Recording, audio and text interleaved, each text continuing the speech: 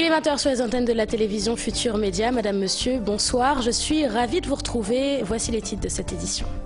1 km², c'est ce qui oppose les maires des communes de Mbao et de Keur-Massar. Ce vendredi, leurs partisans étaient à deux doigts d'en venir aux mains. La gendarmerie est intervenue. Nous ferons le point dans ce journal. Libération imminente de Karim Wade. Après 3 ans d'emprisonnement, le fils de l'ancien président s'apprête à retrouver sa liberté. Pourquoi Macky Sall a-t-il réactivé la CREI instituée en 1981 pour Chartidiane Diaye de la plateforme Sénégal Bignou Begue? C'est une pièce de théâtre qui est en train d'être jouée. À Dalifort, le torchon brûle entre la mairie et les commerçants. En sit-in, ces derniers dénoncent l'augmentation des taxes municipales. Leurs délégués crient à l'injustice. C'est parti pour la deuxième édition du festival Salam. Pendant plus d'une semaine, plus de 60 artistes vont interpréter des chants religieux. La réaction d'Abdoul Aziz Mbaye, le coordonnateur du festival, dans cette édition. Le combat Yekini, lac de guerre numéro 2, prévu le 24 juillet prochain. Les promoteurs de l'événement renouvellent leur confiance au groupe Futur Média. Un combat très attendu en hommage au président Macky Sall. Ce soir, l'invité du 20h est le journaliste Momar Seyni Diagne. Son entretien avec Mamoudou Ibra Kane que vous pourrez suivre à partir de 20h30. Voilà pour les titres. Tout de suite, le développement.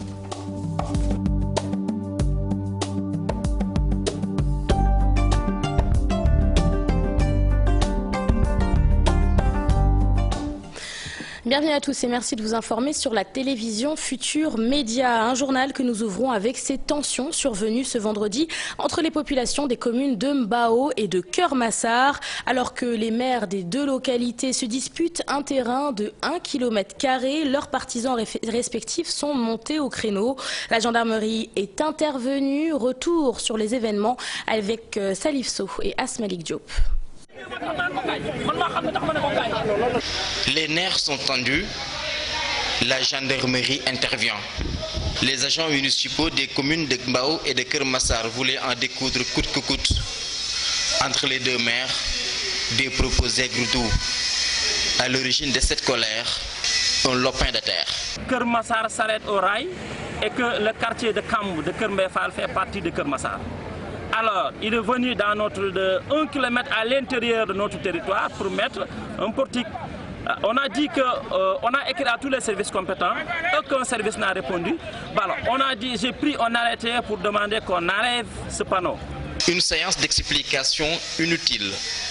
Keur-Massar campe sur sa position. Il n'est pas question de céder une parcelle de terre. Pour son maire, force reste à la loi. Il est écrit au sud de limite septentrionale du périmètre de reboisement de Mbao, puis la limite orientale jusqu'au débouché de la piste qui longe le sud du centre émetteur aéronautique civil, puis celle-ci jusqu'à la limite orientale du département de Rufisque. Là, vous verrez que donc si on part à l'oriental, vous voyez il y a les émetteurs qui sont là-bas. Mais le sud des émetteurs, c'est après le centre des émetteurs, la route. Et nous étions sur cette route-là. C'est la route latéritique que vous voyez. C'est bien précisé dans le débouché. Mais même si vous lisez à l'ouest. Toutefois, l'intervention des services compétents de l'État est réclamée par les deux camps.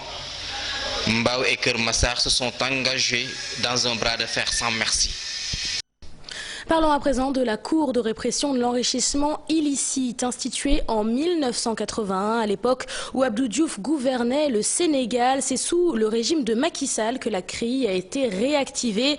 En 2013, Karim Wade est accusé d'enrichissement illicite. Il écope de 6 ans de prison ferme et d'une amende de plus de 138 milliards de francs CFA. Un procès jugé coûteux et aujourd'hui, après 3 années d'incarcération, la libération de Karim Wade est imminente. Alors pourquoi avoir réactivé la Cour de répression de l'enrichissement illicite? Retour sur les événements avec Nafissa Toussila. Adoptée le 10 juillet 1981 sous la présidence d'Abdou Diouf, la loi a introduit dans le code pénal sénégalais le délit d'enrichissement illicite, une juridiction ad hoc et en sommeil, nommant à sa tête le magistrat Gilbert André avec Youssouf Sakho comme procureur spécial. La loi veut se donner les moyens d'extirper de la société sénégalaise des pratiques non conformes à nos mœurs qui créent l'injustice sociale, paralysent le développement du pays et peuvent à la longue saper notre démocratie. La loi est compétente sur l'ensemble du territoire national pour lutter contre le gain facile des actes qui portent atteinte à l'économie commis par des fonctionnaires.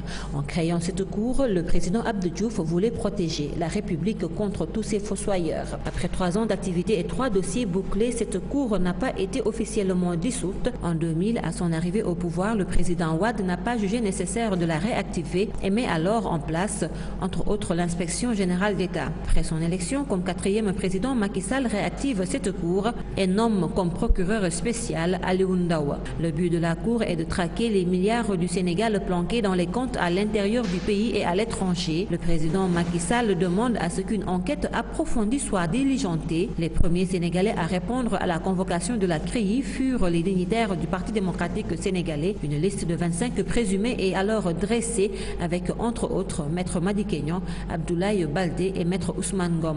À la tête de la liste, le fils de l'ancien président Wade, Karim Wade. Le 31 juillet 2014 s'ouvre le procès de Karim Wade et ses co-inculpés pour un patrimoine présumé frauduleux de 518 millions de dollars. L'ancien ministre a été condamné le 23 mars 2015 à 6 ans de prison ferme et à plus de 138 milliards de francs CFA. Un procès coûteux avec des dizaines d'avocats, de conseillers et d'experts qui ont été payés avec l'argent du contribuable. Annoncé en grande pompe en 2012, la traque des biens mal acquis, jusque-là une demande sociale, risque de finir vaine avec la libération annoncée de Karim Wade des suites du récent dialogue national. Un dégonflement qui intervient après 4 années de dépenses faramineuses, d'arrestations multiples de libéraux et de leurs proches et de tensions entre acteurs politiques. Du théâtre, voilà comment Cheikh Tidiane Diaye qualifie l'affaire Karim Wade. Au-delà de la mort de la CREI, le membre de la plateforme Sénégal Bignou Begueux y voit la fin de la bonne gouvernance et de l'état de droit. Un avis bien différent de celui d'Abdou Mbow qui soutient que la traque des biens supposés mal acquis n'est pas terminée. Alassane Ba et Ababakar Kamara. Cheikh Tidiane Diaye n'y va pas par 4 chemins.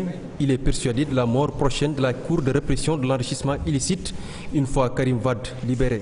Pas seulement à la mort de la Cour, mais à la mort de tous les principes de la bonne gouvernance et de l'état de droit, tous les principes de la justice et de l'équité.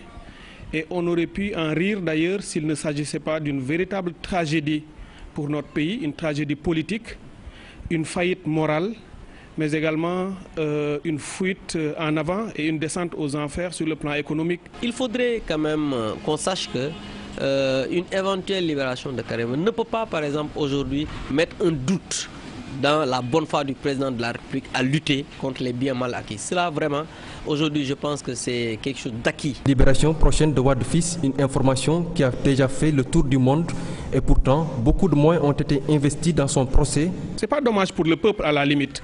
C'est dommage pour ces gens qui finalement ne croient pas aux principes pour lesquels ils disent vouloir se battre, qui promettent monts et merveilles, mais sitôt arrivés au pouvoir sont pris en otage par des groupuscules, par des lobbies économiques. Même c'est des milliards qui ont été investis à ce procès, comme vous l'avez dit.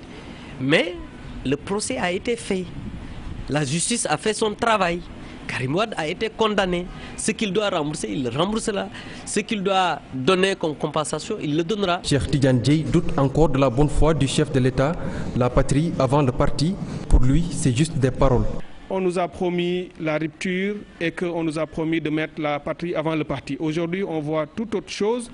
Le discours n'est pas conforme à la pratique. À ce rythme, je ne vois pas pourquoi, si on fait sortir M. Karim Wade, on n'ouvrirait pas par la même occasion toutes les portes de Rebeuss pour laisser tout le monde sortir. Des dossiers dorment encore à la Cour de répression de l'enrichissement illicite. Est-ce qu'ils aboutiront?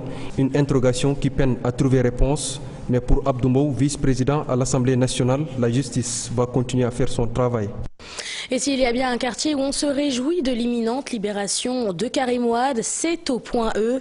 Sur place, bon nombre de voisins de la famille Wade attendent avec impatience le retour du fils de l'ancien président.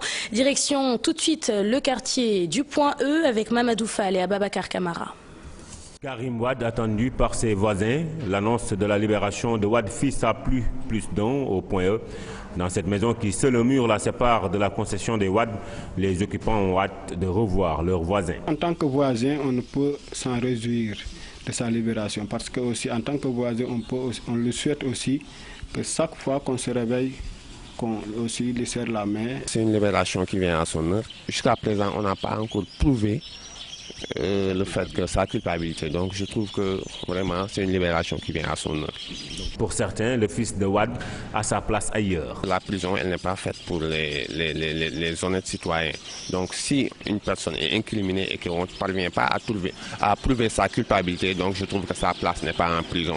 Je suis très content de voir mon voisin libéré et rejoindre sa demeure parce que vraiment nous sentons, moi personnellement je me sens un peu inquiet parce que quand je traverse la maison, vraiment j'ai quelque chose qui me frappe au niveau de mon cœur, franchement. Très content de l'annonce faite par le chef de l'État, certains voisins des Wade sont prêts à réserver un accueil chaleureux à l'ancien ministre des Infrastructures, des Transports aériens et terrestres et de l'énergie.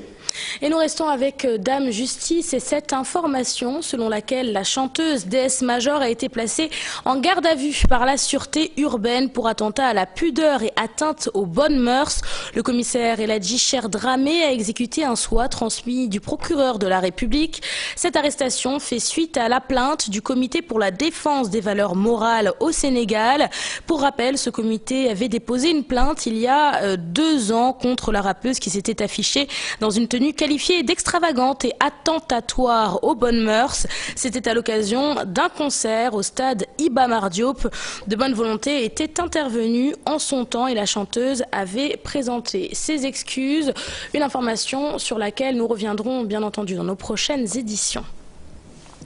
L'AFP restera l'AFP et ne renonce pas à conquérir un jour le pouvoir. C'est ce qu'a déclaré Moustapha Niasse hier, jeudi, lors de la célébration du 17e anniversaire de son parti. Pour le journaliste Ibrahima Bahoum, l'Alliance des forces de progrès n'est plus ce qu'elle était. D'après lui, la coalition Benno Bokk Yakaar est menacée par les retrouvailles des libéraux. Écoutons le journaliste, ses propos sont recueillis par Chérif Dia. Il est convaincu que l'AFP est toujours là. Très bien.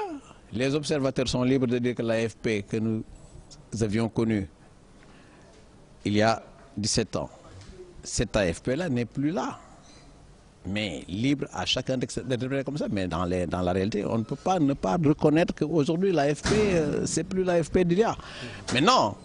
Vous savez, c'est une dynamique aussi, hein. Ça peut monter, ça peut descendre, etc.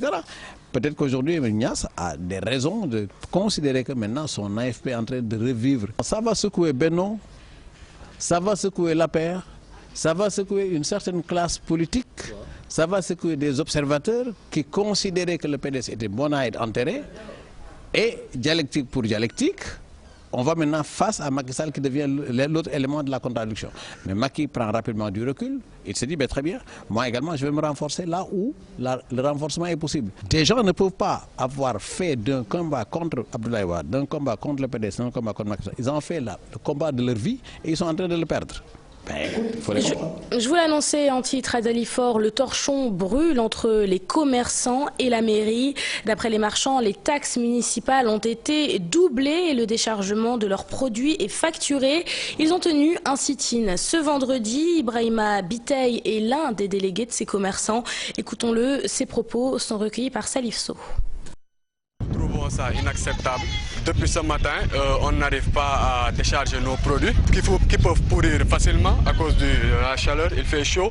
Il y a des litiges. Il y a un litige entre les deux mairies, de Dalifort et de Pékin. Il ferait mieux de trouver un consensus et de ne pas tenir les bana comme je dirais, en otage. Ils font la double taxation.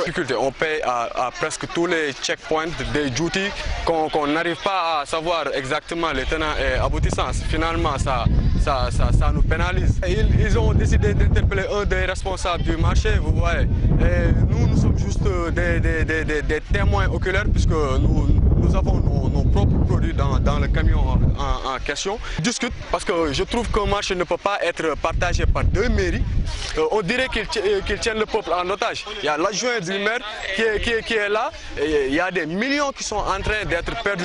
La saleté qui est là, vous voyez, les toilettes ça reste. Il n'y a même pas. Ici, ça devait être un lieu vraiment propre puisqu'il y a des produits et il y a des marchandises qui descendent ici chaque jour. Il reste à faire beaucoup de choses avant de venir, je dirais le mot comme ça. On dirait qu'ils sont en train de racketter le peuple, quoi. Je le dirais ainsi.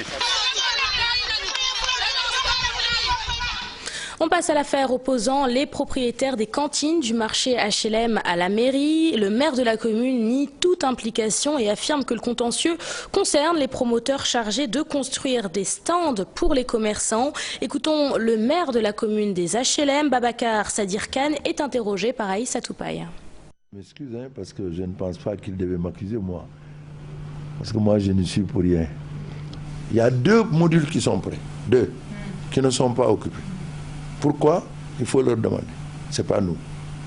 C'est des gens qui ne veulent pas, parce que quand ils ont signé un accord avec le promoteur, il était question que chacun paye, comment dirais-je, 1 200 000 pour reprendre sa cantine. Mais il s'est trouvé que les 2 groupes se sont disloqués et si l'un dit à un propriétaire allez payer, l'autre dit n'allez pas payer. Donc les gens ne payent pas.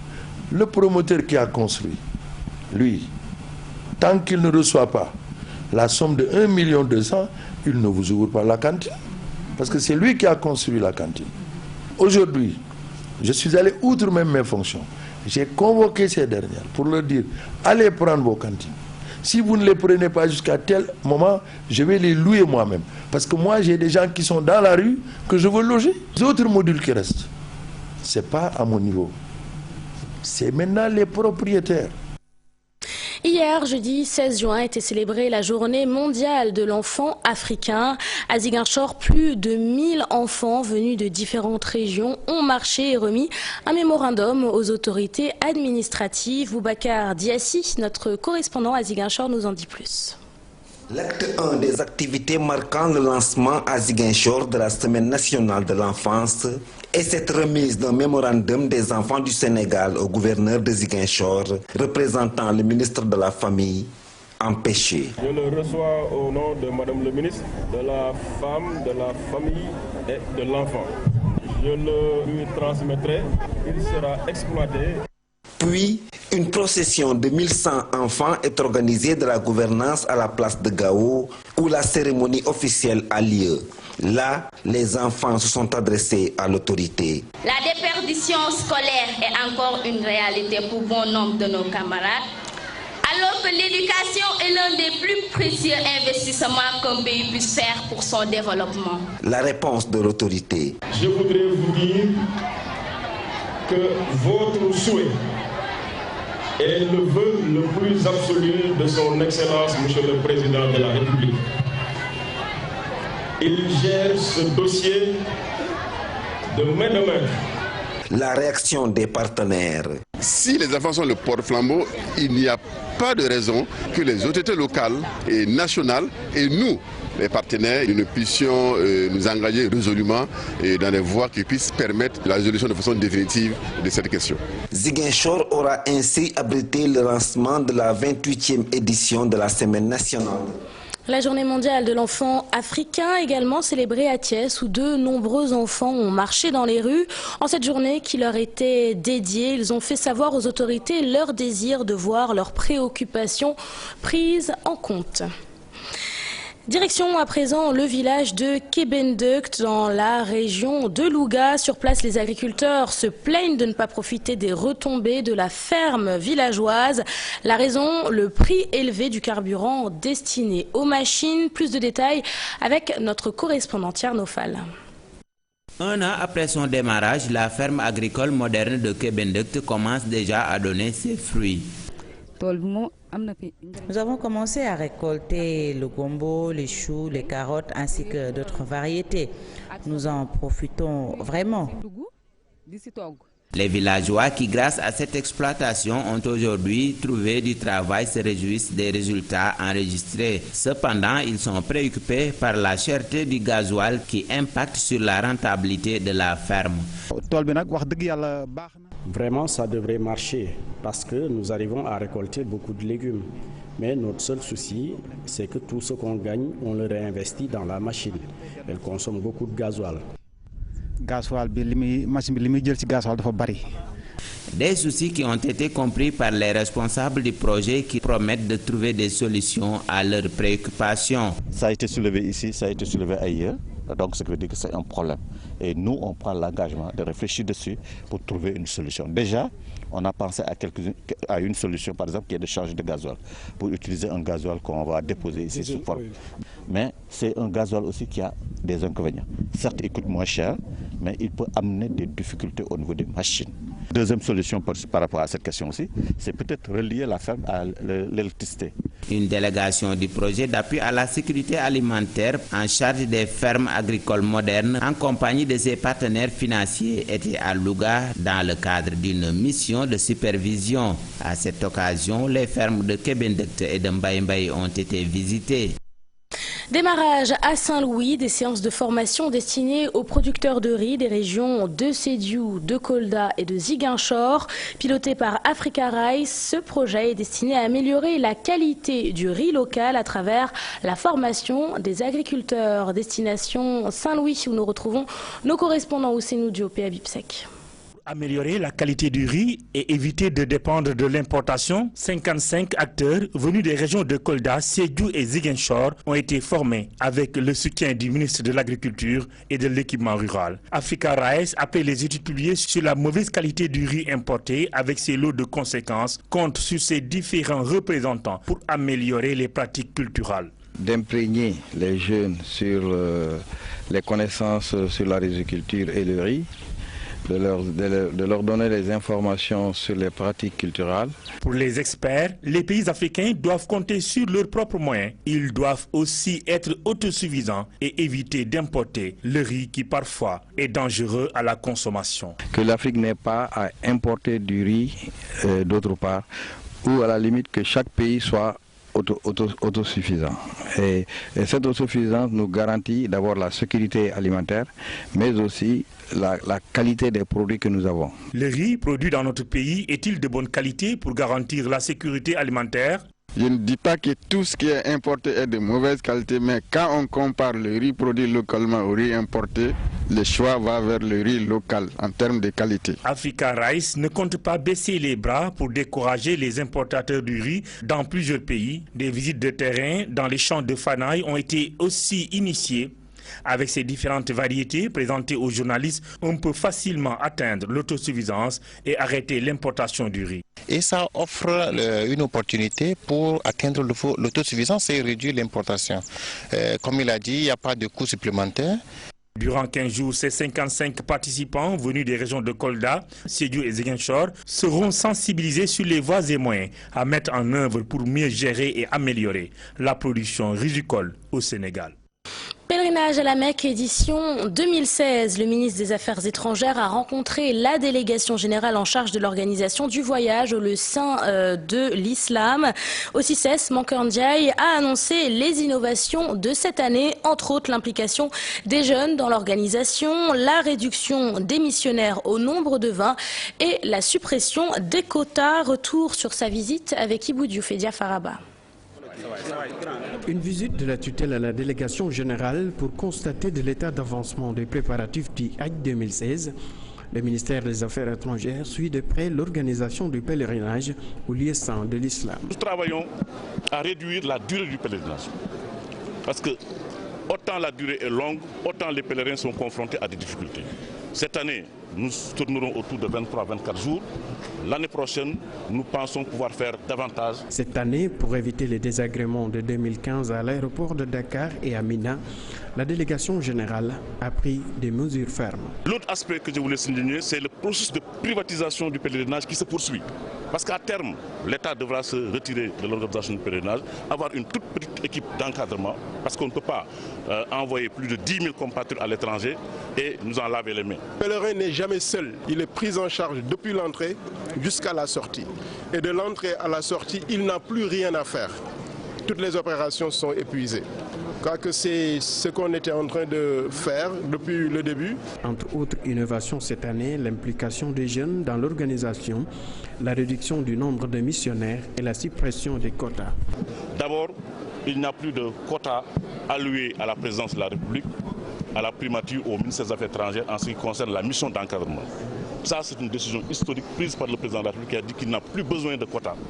Nous allons compter sur une équipe réduite de 20 missionnaires au maximum.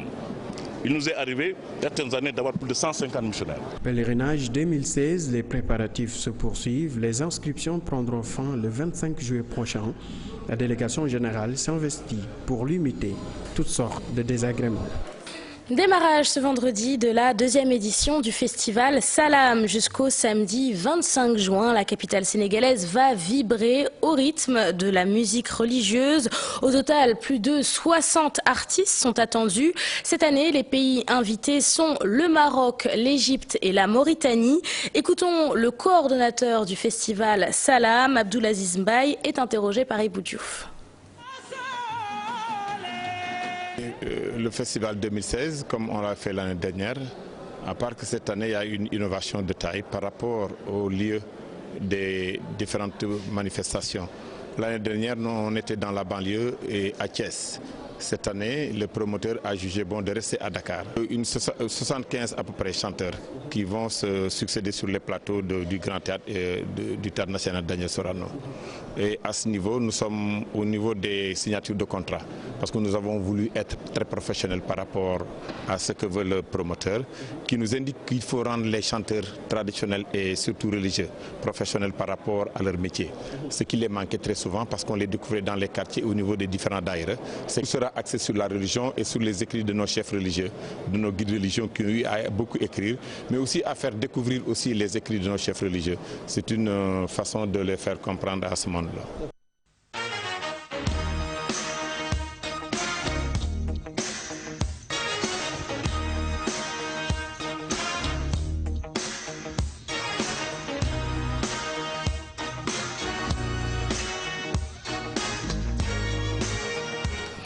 Yahya Diop Yekini versus Lac de Guerre numéro 2, une exclusivité de la télévision Futur Média prévue pour le 24 juillet prochain. Un combat en hommage au président Macky Sall dont la présence est vivement souhaitée. Pape Farani nous en dit plus sur cette belle affiche. Le groupe Futur Média, après une accalmie, renoue avec les grands événements de la lutte. Un combat exceptionnel qui marque le retour de Yahya Diop Yekini contre Lac de Guerre 2. L'arène en ébullition ce 24 juillet sur tous les supports du groupe. Donc pour wax rek ni kontaan nañu. Nous sommes très contents de cette collaboration pour une transmission en direct du grand combat. C'est maintenant connu de tous, le groupe Futur Média a l'habitude des grands événements. C'est ce qui nous vaut notre place dans l'espace médiatique. Pour que ñu jiitu. Un combat de feu entre deux lutteurs de palmarès très riches pour rendre hommage le chef de l'État avec le trophée de l'émergence. Tous les amateurs attendaient avec impatience le retour de Yekini. C'est pour cela que nous voulons faire de ce comeback un grand événement. Lac de Guerre 2 a aussi une particularité comme Yekini. Chacun d'eux a une défaite et un match nul. Je pense que Yekini a un match nul, moi j'ai 2 matchs nuls. Les organisateurs souhaitent la présence du président Macky Sall au stade le jour du combat. Le président li mu defal Sénégal ñun lenn rek lañ ko mëna delloo njukkal mooy xoy événement bu mag boo xam ne dina tolloog dimanche. C'est une occasion pour rendre hommage au chef de l'État qui a beaucoup œuvré dans la lutte. Avec la construction de l'arène nationale, le combat est doté du trophée de l'émergence. Nous souhaitons le jour du combat la présence du chef de l'État pour rehausser l'événement. Aziz et Gaston Production ont mutualisé leurs forces avec le groupe Futur Média pour une fin de saison de lutte. De la lutte, nous passons au football avec le premier match de préparation des Lions en direction des Jeux Olympiques de Rio. Les filles de Moustapha Gueye s'imposent 49-46 face aux cadettes de la S-Douane. L'entraîneur se félicite de l'intégration des Bleus dans la tanière. Retour sur la rencontre avec Chertidiane Diao et Younous Diatta. Un bon galop d'entraînement pour les filles de Moustapha Gueye en direction des Jeux Olympiques de Rio. En témoigne le score serré entre les Lions et les cadets de la douane, 49-46. Mais ce n'était pas le plus important. C'était un match qui est venu, c'est vrai, tôt, mais on l'avait souhaité. On l'a souhaité pour évaluer le peu qu'on a fait. Et nous constatons qu'il y a plein de choses à faire et nous allons nous atteler à aller très vite. Parce que sur le plan collectif, nous avons beaucoup de nouvelles joueuses qu'il faut imprégner de ce que nous faisons. Donc vous voyez qu'on met l'accent sur les nouvelles, mais bon, c'est un match d'évaluation. Après 3 jours de regroupement, la tanière savoure l'ambiance qui règne dans le groupe. Elles sont super bien intégrées, les autres, celles qui étaient là les ont bien accueillies. Vraiment, je ne me plains pas, je me sentir à leur barre parce que c'est un groupe très sain. Pour le moment, ça va, ça se passe bien. C'est vrai qu'il y a des nouvelles et tout, donc, mais on se connaît.